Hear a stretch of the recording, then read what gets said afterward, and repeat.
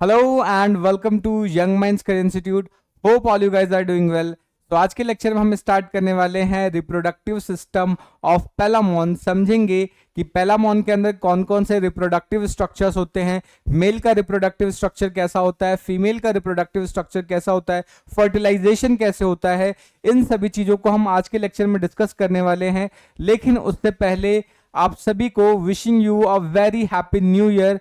May this year brings lot of happiness, prosperity and success in your life। तो directly move करेंगे अपने main topic के ऊपर, जो कि है हमारा रिप्रोडक्टिव सिस्टम। लेकिन उससे पहले अगर आप बीएससी जूलॉजी सेमेस्टर 1 के स्टूडेंट है तो आप सभी लोगों के लिए हमने अपना ऑनलाइन कोर्स लॉन्च किया है जो कि 599 का है। तो इसको आप जाके एक बार चेकआउट कर सकते हैं, लिंक आपको डिस्क्रिप्शन में मिल जाएगा। अगर इसके बारे में आपको ज़्यादा जानकारी चाहिए तो आप हमारे व्हाट्सएप पे कनेक्ट कर सकते हैं, जिसका लिंक भी आपको डिस्क्रिप्शन में मिल जाएगा। तो डायरेक्टली बात करते हैं अपने मेन टॉपिक के ऊपर, जो कि है रिप्रोडक्टिव सिस्टम। तो सबसे पहली चीज जो आपको ध्यान रखनी है कि हम देखते हैं कि जो पेलामोन है उसके अंदर एक स्पेशल फिनोमेना देखने को मिलता है, या एक स्पेशल टर्म के बारे में बात कर रहे हैं पेलामोन के अंदर, कि पेलामोन के अंदर सेक्सुअल डायमॉर्फिज्म देखने को मिलता है। अब ये सेक्सुअल डायमॉर्फिज्म का मतलब क्या होता है कि जब दो ऑर्गेनिज्म के अंदर मेल और फीमेल रिप्रोडक्टिव स्ट्रक्चर्स अलग अलग हो, या मेल और फीमेल बॉडीज अलग अलग हो और उनके अंदर डिफरेंसेस हो, यानी हम देख के बता सके कि ये मेल पार्ट है और ये वाला फीमेल पार्ट है, तो इस तरीके के स्ट्रक्चर्स को या इस तरीके के फिनोमेना को हम सेक्सुअल डायमॉर्फिज्म बोलते हैं। और सेक्सुअल डायमॉर्फिज्म हमें कहां देखने को मिलता है? पेलामोन के अंदर देखने को मिलता है। और हम किस तरीके से ये डिफाइन कर सकते हैं कि ये मेल स्ट्रक्चर है या फीमेल स्ट्रक्चर है, इसको एक बार इस पीपीटी की मदद से समझ लेते हैं। तो सबसे पहले अगर मैं बात करूं यहां पर कि जो पेलामोन है उसके अंदर जो मेल है, यानी मेल पेलामोन, वो ऑब्वियस सी बात है वो लार्ज होता है, यानी उसका साइज कैसा होता है? बड़ा होता है। यानी अगर दो पेलामोन को हमने रखा है जिसमें से एक मेल और एक फीमेल है, तो हम देखेंगे कि जो मेल है उसका साइज बड़ा होगा और फीमेल का साइज क्या होता है? छोटा होता है। तो मेल क्या है? लार्ज साइज का होगा, और उसका जो एब्डोमेन होता है वो नैरो होता है, और उसके अंदर नैरो एब्डोमेन देखने को मिलेगा। ये ध्यान रखना है, ठीक है। अब नेक्स्ट इंपॉर्टेंट चीज कि जो थोरेसिक लेग्स होते हैं, थोरेसिक लेग की अगर बात करें तो जो मेल्स होते हैं उसके अंदर वो बहुत पास पास होते हैं। थोरेसिक लेग्स क्या होंगे? पास पास होंगे। फॉर एग्जांपल कि ये थोरेक्स है तो यहाँ पे जो लेग्स होंगे ये काफी पास पास होते हैं, ठीक है। ये क्या होंगे? काफी पास पास होंगे। लेकिन फीमेल्स के अंदर यही जो लेग्स हैं वो क्या होंगे? काफी डिस्टेंट होंगे, यानी दूर दूर होंगे, ठीक है। तो ये बात आपको याद रखना है कि मेल्स के अंदर जो थोरेसिक लेग है वो क्लोज होते हैं, पास पास होते हैं, लेकिन फीमेल्स में ऐसा कुछ आपको देखने को नहीं मिलता है। फीमेल में थोरेसिक लेग दूर दूर होते हैं, ये बात आपको याद रखनी है, ठीक है।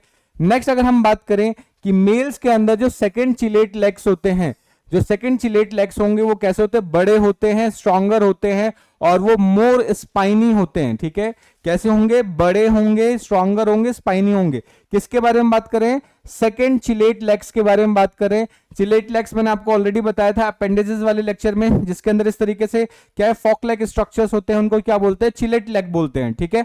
नेक्स्ट अगर हम बात करें मेल्स के अंदर जो प्लियोपोड्स होते हैं, सेकंड प्लियोपोड्स की अगर हम बात करें तो उसके अंदर एक एडिशनल प्रोसेस आपको देखने को मिलता है, एक एडिशनल स्ट्रक्चर देखने को मिलता है, जिसको हम अपेंडिक्स मैस्कुलिना बोलते हैं। इसको हम क्या बोलते हैं? अपेंडिक्स मैस्कुलिना बोलते हैं। और ये सिर्फ मेल के अंदर देखने को मिलता है, फीमेल में ये स्ट्रक्चर एब्सेंट होता है, फीमेल में ये स्ट्रक्चर प्रेजेंट नहीं होगा, ठीक है। ये बात आपको याद रखनी है, ठीक है। उसके अलावा अगर हम बात करें मेल्स में क्या होगा? Epimera of abdominal segments are smaller, यानी जो एपिमेरा है वो एब्डोमिनल सेगमेंट का वो छोटा होता है, ये बात आपको याद रखना है। नेक्स्ट अगर हम बात करें मेल्स के अंदर जो जेनाइटल ओपनिंग होती है वो 5th पेयर ऑफ लेग्स के अंदर होता है, लेकिन वही अगर फीमेल्स की बात करें तो फीमेल में 3rd पेयर ऑफ लेग्स में जेनाइटल ओपनिंग होगी। ये बात आपको याद रखना है क्योंकि इसका भी हम यूज करने वाले हैं।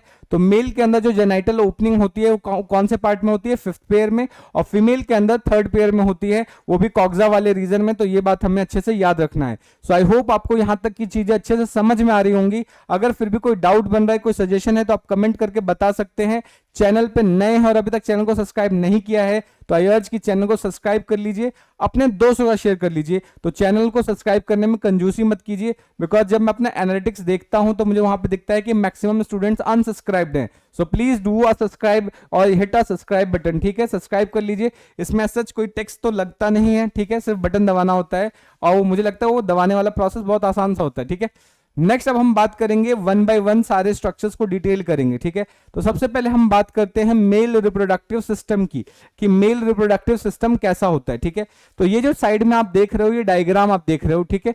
अब यहां पर ये जो दो स्ट्रक्चर्स होते हैं, ठीक है, ये दो स्ट्रक्चर्स हैं जो आगे की साइड इस तरीके से फ्यूज हो जाते हैं और बीच में जब ये दो अलग अलग, यहां पे जनरली क्या है, दो टेस्टिस होंगे जो आगे एंटीरियर रीजन में जाके इस तरीके से फ्यूज हो जाएंगे, ठीक है। तो ध्यान रखना है, मेल्स के अंदर दो टेस्टिस प्रेजेंट होते हैं जो एक लॉन्गेटेड स्ट्रक्चर्स होते हैं और ये एंटीरियर वाले रीजन में, जो आगे वाला रीजन है, वहां पे जाके फ्यूज हो जाते हैं, जिसकी वजह से एक लोब का फॉर्मेशन होता है। और जब ये दो टेस्टिस आपस में फ्यूज हो रहे होते हैं तो बीच में एक गैप क्रिएट हो जाता है और उस गैप को हम क्या बोलते हैं, कार्डियक पाइलोरिक स्ट्रैंड बोलते हैं, ठीक है। अब ये जो कार्डियक पाइलोरिक स्ट्रैंड है, ये जो स्पेस है, इसका काम होता है कि इसके अंदर से हार्ट और जो पाइलोरिक स्टमक है उसको कनेक्ट करने के लिए ये स्पेस प्रेजेंट होता है। ये बात आपको याद रखना है, ठीक है। तो यहां पर ये जो स्ट्रक्चर देख रहे हो, दैट इज योर टेस्टिस, ठीक है। अब ये जो टेस्टिस है, अगर हम बात करें तो टेस्टिस के अंदर क्या होता है, सेमनीफेरस ट्यूब्यूल्स प्रेजेंट होते हैं जो कनेक्टिव टिश्यू के अंदर धसे हुए होते हैं। अब ये जो सेमनीफेरस ट्यूब्यूल है, अगर उसको हम टीएस काट के देखते हैं तो सेमनीफेरस ट्यूब्यूल का कुछ स्ट्रक्चर ऐसा दिखता है। अब ये आपने ह्यूमन वाला भी आई थिंक पढ़ा ही होगा, टेस्टिस का टीएस, तो आपने भी देखा होगा कि ह्यूमन टेस्टिस का जब हम टीएस काटते हैं तो सेमनीफेरस ट्यूब्यूल का जब हम टीएस काटते हैं तो उसके अंदर आपने देखा होगा कि जर्मिनल एपिथेलियम प्रेजेंट होता है, ठीक है। अब ये जो जर्मिनल एपिथेलियम है, these cells are very important cells because they help in the production of spermatozoa, यानी ये क्या है, स्पर्म बनाने में बेसिकली हेल्प करने वाले हैं ये सेल। तो हमें ये बात अच्छे से याद रखनी होगी, ठीक है। तो यहां पर ये जो सेल है, जो सेमनीफेरस ट्यूब्यूल्स है, उसके अंदर एक स्पेशल सेल होता है जिसको हम जर्मिनल एपिथेलियम सेल्स बोलते हैं। और ये जो नाम ही जर्मिनल एपिथेलियम है, तो ये क्या करेगा, जर्म सेल्स की तरह ट्रीट करेंगे इसको हम, और यही जर्म सेल्स क्या करेंगे, नए स्पर्म्स का फॉर्मेशन करते हैं। और आप सबसे इंपॉर्टेंट चीज जो ध्यान रखना है, यहां पर जो स्पर्म बन के आता है उस स्पर्म का स्ट्रक्चर कुछ इस तरीके से है, ठीक है। इसके अंदर जो आप न्यूक्लियस देखोगे वो क्रीसेंट शेप का होता है, क्रीसेंट का मतलब चंद्राकार होता है, ठीक है। तो ये चांद तारे तोड़ लाऊं वाला सीन है यहाँ पे। तो ये यहाँ का जो मेल का स्पर्म है ना, वो फीमेल वाले को बोलेगा तेरे लिए मैं चांद तोड़ के लाया हूं, ठीक है। यानी न्यूक्लियस इसका कैसा है, चांद के जैसा है, ठीक है। ये बात आपको याद रखना है। हेड अगर आप देखोगे थोड़ा सा राउंडेड है और टेल कैसा है, पॉइंटेड जैसा स्ट्रक्चर है। तो ये बेसिकली स्पर्म है ये, ठीक है। ये क्या है, स्पर्म है, जो आपको याद रखना है। तो इतनी सारी चीजों को हम क्या करेंगे, एक बार पीपीटी की मदद से समझ लेते हैं, लेकिन एक और चीज को यहाँ पे डायग्राम की मदद से समझते हैं, फिर पीपीटी पे जाएंगे, ठीक है। तो अब यहाँ पर क्या, ये दो टेस्टिस है, दोनों टेस्टिस आगे की तरफ तो फ्यूज हो रही हैं, ठीक है। लेकिन इन्हीं टेस्टिस से जो पोस्टीरियर रीजन में कुछ ट्यूब लाइक स्ट्रक्चर्स निकलते हैं जो शुरुआत में क्वाइल्ड होते हैं, ठीक है। शुरुआत में क्या है, इस तरीके से क्वाइल्ड है ये, और आगे जाके जब पोस्टीरियर रीजन में जाने के बाद टोटली क्या होता है, ट्यूबुलर फॉर्म में हो जाते हैं, इलोंगेटेड हो जाते हैं, ठीक है। अब यही जो ट्यूब लाइक स्ट्रक्चर है, इनको हम क्या बोलते हैं, वास डिफरेंट बोलते हैं, ठीक है। अब ये जो वास डिफरेंट है, जब ये आगे की तरफ जाएगा और फिफ्थ अपेंडेजेस के पास जब जाता है, फिफ्थ पेयर ऑफ अपेंडेजेस के पास जाएगा, तब ये जो ट्यूब लाइक स्ट्रक्चर है वहां पे आने के बाद फिफ्थ पार्ट पे या लेग के जो फिफ्थ वाला जो अपेंडेजेस है वहां पे आने के बाद इसके अंदर स्वेलिंग हो जाती है। और जैसे इसके अंदर स्वेलिंग हो जाती है, इसका नाम बदल जाता है और इसका नाम क्या हो जाता है, वेसिकुला सेमिनालिस, ठीक है। इसका नाम क्या होता है, वेसिकुला सेमिनालिस, ठीक है। और ये जो वेसिकुला सेमिनालिस है, यहीं पर क्या होता है, आपका स्पर्म स्टोर रहता है, ध्यान रखना है। और यहीं पे फिफ्थ पेयर पे यहां पर क्या है, इसकी ओपनिंग होती है, और उस ओपनिंग को गार्ड करने के लिए, उसको कवर करने के लिए यहीं पर आपको एक फ्लैप कवरिंग देखने को मिल जाता है जो मेल जेनाइटल को कवर करता है। लेकिन इंपॉर्टेंट चीज ध्यान रखना है, इस तरीके की जो कवरिंग है या जो फ्लैप है जो ओपनिंग को कवर कर रहा है मेल के अंदर, वैसा कोई स्ट्रक्चर फीमेल में प्रेजेंट नहीं होता, ठीक है। ये बात आपको गांठ बांध करके याद रखनी है। तो इन्हीं सारी डायग्राम्स को क्या करते हैं, एक बार पीपीटी की मदद से भी समझ लेते हैं। सो आई होप आपको यहां तक की चीजें अच्छे से समझ में आ रही होंगी। अगर फिर भी कोई डाउट है, कोई सजेशन है, तो आप कमेंट करके बता सकते हैं, ठीक है। तो सबसे पहले एक चीज की यहाँ पे जो आपको याद रखना है कि जो दो टेस्टीज होते हैं वो कैसे होते हैं, सॉफ्ट होते हैं, वाइट होते हैं और इलोंगेटेड बॉडीज होते हैं, जो कि फ्यूज होते हैं कहां पर, एंटीरियर एंड में, ताकि एक कॉमन लोब का फॉर्मेशन करे। ठीक है, जब ये आपस में फ्यूज हो रहे होते हैं उस कंडीशन में एक गैप क्रिएट हो जाता है, एक पैसेज क्रिएट होता है, जिसको हम कार्डियोपाइलोरिक स्ट्रैंड बोलते हैं।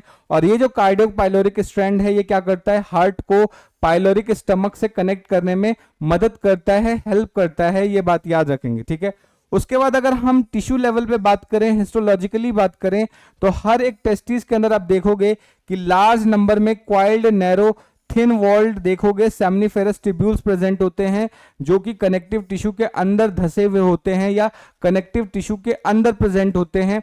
ये बात आपको याद रखनी है। ठीक है, अब क्या होगा कि अगर हम किसी एक सेमनीफेरस ट्यूब्यूल को काट के देखते हैं, उसकी कैविटी को देखें, तो आप देखोगे कि हर एक ट्यूब्यूल के अंदर आप देखेंगे कि सिंगल लेयर जर्मिनल एपिथेलियम का बना हुआ होता है।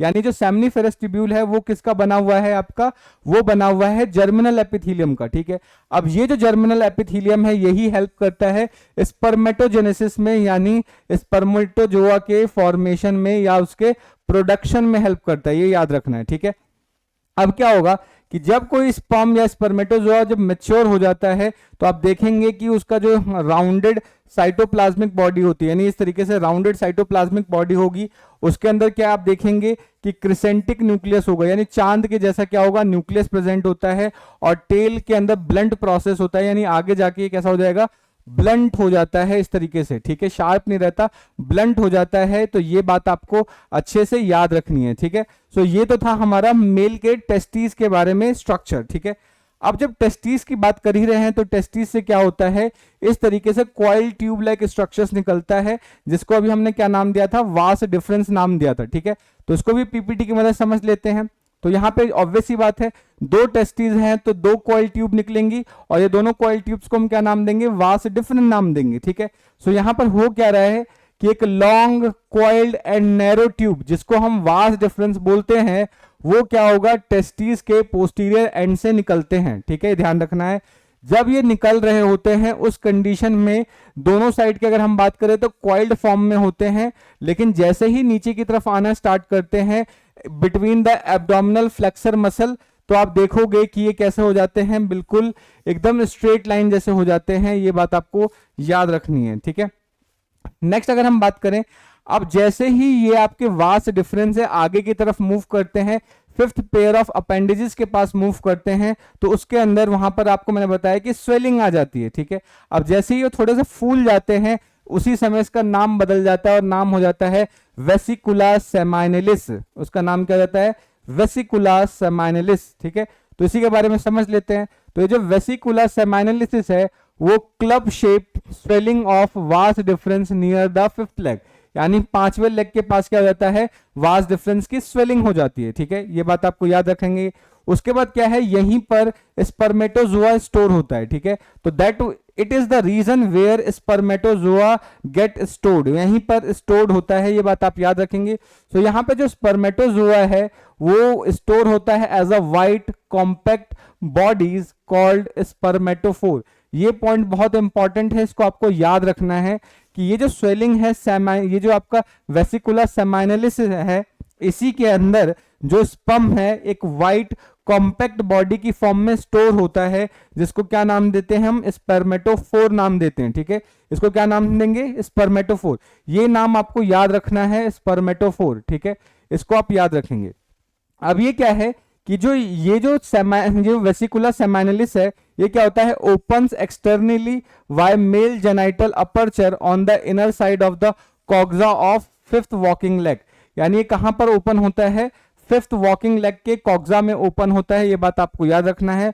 और यहां पर इसके जेनाइटल अपर्चर को कवर करने के लिए यहां पर क्या होता है, स्मॉल फ्लैप लाइक इंटेग्यूमेंट का प्रेजेंट होता है, जो मैंने अभी आपको बताया कि मेल्स में फ्लैप लाइक स्ट्रक्चर प्रेजेंट होता है, लेकिन ये स्ट्रक्चर क्या है, फीमेल्स में एब्सेंट होगा। सो ये बात आपको अच्छे से याद रखनी है। ठीक है, सो ये तो हो गया हमारा किसके बारे में, पूरा का पूरा मेल रिप्रोडक्टिव सिस्टम के बारे में, कि मेल रिप्रोडक्टिव सिस्टम दिखता कैसे है, उसके अंदर कौन कौन से स्ट्रक्चर प्रेजेंट है। ठीक है, सो आई होप आपको यहां तक की चीजें अच्छे से समझ में आ गई होंगी।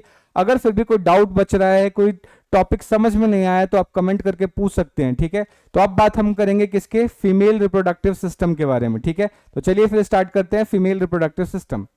तो अगर हम फीमेल रिप्रोडक्टिव सिस्टम की बात करें तो यहां पर भी आप देखेंगे कि इस तरीके से दो ओवरीज प्रेजेंट होती हैं इस तरीके से, और ये भी ओवरीज क्या हैं, आगे की साइड से अटैच्ड होती हैं, चिपकी हुई होती हैं, ठीक है। जिसकी वजह से यहां पर भी क्या है, इस तरीके से यहां पर एक गैप क्रिएट होता है जिसको हम कार्डियक पाइलोरिक स्ट्रैंड बोल रहे थे। और ये जो कार्डियक पाइलोरिक स्ट्रैंड है, अगेन जिस तरीके से मेल्स के अंदर फंक्शन कर रहा था वही काम यहां पर फीमेल का होगा, यानी ये हार्ट को पाइलोरिक स्टमक से कनेक्ट करने में हेल्प करता है, ठीक है। अब इस पर्टिकुलर जो स्ट्रक्चर है ओवरी के अंदर, हम देखेंगे कि यहां पर बहुत सारे एग्स प्रेजेंट होते हैं जो कि अलग अलग फेज में प्रेजेंट होंगे, यानी कुछ एग मैच्योर फॉर्म में होंगे, कुछ इमैच्योर फॉर्म में होंगे, ठीक है। अब सबसे इंपॉर्टेंट चीज जो आपको याद रखनी है कि यहां पे जितने भी इमैच्योर एग होते हैं, सारे के सारे इमैच्योर एग सेंटर की तरफ प्रेजेंट होंगे, यानी सेंटर के पास प्रेजेंट होंगे, और जितने भी मैच्योर हो गए होंगे इमैच्योर सेंटर में, और जितने भी मैच्योर हैं, मैच्योर एग्स की अगर हम बात करें, वो कहां पर होते हैं, टर्मिनल पोजीशन पे इस तरीके से प्रेजेंट होंगे, ठीक है। तो ये बात आपको याद रखनी है। उसके बाद होगा क्या कि हर एक ओवरी से अगेन आपको एक ट्यूब-लाइक स्ट्रक्चर्स देखने को मिलता है जिसको हम ओविडक्ट बोलते हैं, ठीक है। अब ये जो ओविडक्ट है, अगेन क्या होगा, थर्ड जो अपेंडिजेस है उसके कॉक्सा में जाके ओपन होता है। ये बात आपको याद रखनी है, ये मेन पॉइंट्स है जो हमें अच्छे से याद रखना है। तो इसको भी हम क्या करते हैं, एक बार पीपीटी की मदद से समझ लेते हैं। तो अगर हम बात करें, ovary is enclosed in the membranes capsule, यानी एक मेम्ब्रेन लाइक कैप्सूल के अंदर ये सिचुएटेड होता है या उसके अंदर कवर्ड होता है, ये याद रखना है।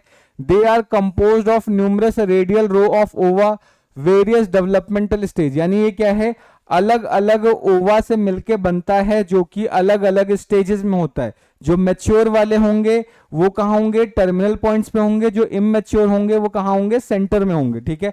तो यही पॉइंट मैंने लिखा है कि जो इमैच्योर ओवा होते हैं वो टुवर्ड सेंटर लोकेटेड होते हैं, लेकिन जो मैच्योर ओवा होंगे वो सरफेस की तरफ होंगे, यानी वो टर्मिनल पॉइंट्स पे होंगे, सो दैट कि वो इजिली बाहर आ सके, ठीक है।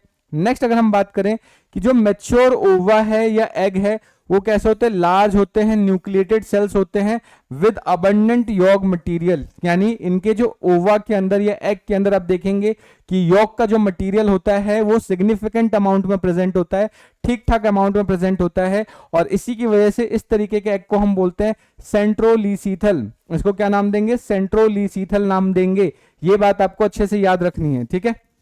नेक्स्ट अब बात करते हैं, जब हम ओवरी के बारे में जान चुके हैं तो वहां से ओवा को निकालना है, तो ओवा को लाने के लिए काम कौन करता है, ओविडक्ट का काम करता है। तो एक टाइप का ट्यूबुलर पैसेज है, ठीक है। तो ध्यान रखना है कि ये कैसा होता है, शॉर्ट होगा, वाइड होगा एंड थिन वॉल ट्यूब होगा जिसको हम ओविडक्ट बोलते हैं, और ये ओरिजिनेट होता है from the outer middle border of the each ovary, यानी ओवरी के मिडिल बॉर्डर से इसका ओरिजिनेशन होता है या वहां से ये निकलता है, ठीक है। ये बात आप याद रखेंगे। उसके बाद आपको ध्यान रखना है कि ये वर्टिकली डाउनवर्ड मूव करता है, यानी बिल्कुल सीधे सीधे नीचे की तरफ आ रहा होता है, आपको ध्यान रखना है। और कहां पर होगा, फीमेल जेनाइटल अपर्चर में ओपन होगा, जो कि थर्ड वॉकिंग लेग्स के कॉक्सा में जाके ओपन होता है। ध्यान रखना है, मेल वाला फिफ्थ में ओपन होगा और फीमेल वाला थर्ड वाले कॉक्सा में ओपन होता है, थर्ड वॉकिंग लेग के कॉक्सा में एंटर होगा। अगर आपको ये कॉक्सा वर्ड समझ में नहीं आ रहा तो उसके लिए आप मेरा अपेंडेजेस वाला लेक्चर जरूर जाके देख लें, क्योंकि मैंने आपको बताया था कि अपेंडेजेस के अंदर एक पार्ट होता है कॉक्सा, ठीक है। सो एक बार जाके अपेंडेजेस वाला पार्ट जरूर देख लें, सो दैट कि ये टर्म्स आपको अच्छे से समझ में आ जाए। नेक्स्ट, अब हमने क्या पढ़ लिया कि यहां पर हमने देख लिया कि मेल रिप्रोडक्टिव सिस्टम भी कंप्लीट हो गया, फीमेल रिप्रोडक्टिव सिस्टम भी कंप्लीट हो गया। मेल ने मेल गैमीट बना दिया, दैट इज स्पर्म, और फीमेल ने ओवा का फॉर्मेशन कर दिया। तो जब गैमीट्स का फॉर्मेशन हो चुका है तो फाइनल प्रोसेस क्या होता है कि गैमीट्स का फर्टिलाइजेशन होना चाहिए। फर्टिलाइजेशन का मतलब मेल और फीमेल गैमीट का फ्यूजन होना चाहिए। अब मेल और फीमेल गैमीट का फ्यूजन कैसे होगा, मेल और फीमेल गैमीट का अगर हम फ्यूजन की बात करें तो किस तरीके से होगा उसको चेक करेंगे। तो पेलामोन के अंदर बेसिकली होता क्या है कि पेलामोन के अंदर जो फर्टिलाइजेशन का प्रोसेस होता है वो बॉडी के बाहर होता है, एक्सटर्नल फर्टिलाइजेशन होता है। और फर्टिलाइजेशन के बाद जो डेवलपमेंट होगा वो डेवलपमेंट डायरेक्ट टाइप का होता है। डायरेक्ट का मतलब कि यहां पर किसी भी तरीके का लार्वल स्टेज देखने को नहीं मिलता। जैसे ही फर्टिलाइजेशन हो जाएगा, फर्टिलाइजेशन होने के बाद क्या है कि जो डेवलपमेंट है, डेवलपमेंट के बाद डायरेक्टली मॉल्ट्स होंगे, और मॉल्ट होने के बाद जो यंग वन होगा वो बिल्कुल अडल्ट से मैच करता हुआ दिखता है, बट साइज उसका छोटा होता है। ठीक है, अब यहां पे फर्टिलाइजेशन कैसे होता है इसको समझते हैं। जनरली जो मेल्स होते हैं, मेल्स क्या करेंगे कि जो स्पर्मेटोफोर, जब भी हमने टर्म लिया था, वो जो स्पर्म्स हैं उनको क्या करेगा, फीमेल के जेनाइटल ओपनिंग के पास जाके छोड़ देता है। जैसे ही छोड़ देगा उसके बाद क्या है, फीमेल से जो ओवा रिलीज होता है, उन ओवा को क्या करेगा, उन ओवा के साथ फर्टिलाइज करेगा। फर्टिलाइज क्योंकि बॉडी के बाहर हो रहा है तो इसलिए इसको क्या बोलेंगे, एक्सटर्नल फर्टिलाइजेशन होगा। और जैसे ही फर्टिलाइजेशन हो जाता है, होने के बाद उन फर्टिलाइज्ड एग को एक स्टिकी मटेरियल की मदद से जितने फीमेल्स क्या करती हैं उसको प्लियोपोड्स के अंदर या जो स्विमिंग लेग्स हैं उसके अंदर उसको बांध लेती है, उनको चिपका लेती है, और उसी की मदद से जहां जहां पर फीमेल वॉक कर रही होती है उसी जगहों पे क्या है, वो ऑब्वियस ही बात है क्योंकि उसके स्विमिंग लेग के साथ वो अंडे चिपके हुए हैं तो उसके साथ ही वॉक करेंगे, और कंटिन्यूसली आगे पीछे की फ्लो की वजह से, लेग के मूवमेंट की वजह से उनको क्या है, एरिएशन भी मिल रहा होता है ताकि उनको प्रॉपर ऑक्सीजन सप्लाई होता रहे। ठीक है, तो ये पूरा प्रोसेस होता है। और एक इंपॉर्टेंट चीज आपको ध्यान रखना है कि जो प्रॉन होते हैं, ठीक है, throughout the year fertilisation नहीं करते, एक पर्टिकुलर सीजन में ही, एक पर्टिकुलर मंथ में ही क्या करते हैं, फर्टिलाइजेशन करते हैं। और वो मंथ कौन से होते हैं, मई, जून एंड जुलाई होता है। ठीक है, ध्यान रखना है। और सबसे इंपॉर्टेंट चीज कि जो फीमेल है वो एक साथ 200 से 300 मैच्योर एग्स को ले आउट कर सकती है। ठीक है, ये ध्यान रखना है। अब स्पर्म का डिपोजिशन कैसे होगा, जस्ट मैंने अभी आपको बताया कि जो मेल है वो क्या करेगा, स्पर्मेटोफोर को फीमेल जेनाइटल ओपनिंग की तरफ जाके छोड़ देगा। ठीक है, उसका जो फर्टिलाइजेशन है वो होगा, और फर्टिलाइजेशन बॉडी के बाहर होता है, इसलिए हम बोल सकते हैं कि फर्टिलाइजेशन कैसा होता है, एक्सटर्नल होगा, यानी बॉडी के बाहर फर्टिलाइजेशन होता है। ठीक है, अब इंपॉर्टेंट चीज क्या है कि जो फर्टिलाइज्ड एग है उसको प्लियोपोड से फीमेल स्टिकी सिक्रीशन की मदद से उसको अपने पास बांध लेती है, चिपका लेती है, ध्यान रखना है। और उसके बाद क्या होगा कि जब फर्टिलाइजेशन होगा इस बेसिस पे जो फीमेल है वो हंड्रेड्स ऑफ एग को कैरी करती है और उसको एरिएटेड एनवायरनमेंट प्रोवाइड करती है। एरिएटेड एनवायरनमेंट कैसे प्रोवाइड करेगी कि सपोज करो कि ये प्लियोपोड्स है, यहां पर इस तरीके से ये एग का इस तरीके से गुच्छा बना हुआ है तो ये बेरी फॉर्म लाइक स्ट्रक्चर बनता है, तो इसलिए इस कंडीशन में फीमेल को हम इन बेरी फॉर्म भी बोलते हैं। ठीक है, तो यहां पर इस तरीके से उसके लेग में ये बंधा हुआ होगा। अब जैसे जैसे लेग आगे पीछे मूव करेंगे तो प्रॉपर वाटर सप्लाई होगा, प्रॉपर ऑक्सीजन सप्लाई होगा, तो एरिएशन को भी ये क्या करती है, मैनेज करती है। ठीक है, ध्यान रखना है। अब यहां पर जो फीमेल है जो इस तरीके का एग कैरी करती है उनको हम इन बेरी भी बोलते हैं, यानी बेरी लाइक स्ट्रक्चर दिखता है, ये बात आपको याद रखना है। ठीक है, डेवलपमेंट यहां पर कैसा होगा, डायरेक्ट होगा। डायरेक्ट का मतलब कि यहां पर किसी भी तरीके का लार्वल फॉर्म आप नहीं देख पाएंगे, no larval form is involve, ये ध्यान रखना है। अब यहां पर क्या होगा कि जैसे ही एग के अंदर हैचिंग हो जाएगी, जो एग हैचिंग होने के बाद क्या होगा, जो अडल्ट बनेगा या जो जुवेनाइल है वो बिल्कुल अडल्ट के जैसा दिखेगा, ये बात आपको याद रखना है। उसका क्या है, female protects eggs and young bending down her abdomen, यानी यहां पर क्या है कि वो अपने एग्स को प्रोटेक्ट करने के लिए अपने आप को इस तरीके से मोड़ लेती है। ठीक है, ये बात आपको याद रखना है। और यहां पर हैचिंग में उन एग्स को हैच करने में लगभग 5 से 6 वीक का समय लगता है, और उसके बाद क्या है, यंग वंस बाहर निकलते हैं, ये बात आपको याद रखना है।